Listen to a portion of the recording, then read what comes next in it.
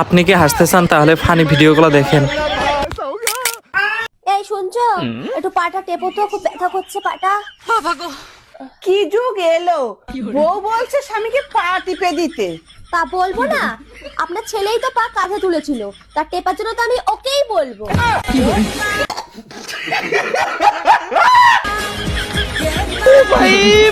मारो मुझे, मारो मारो मुझे, मारो मारो।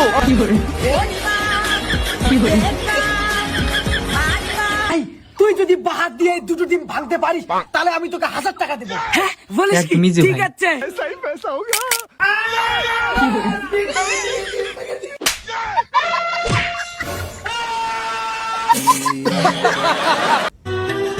প্রপোজ করবে।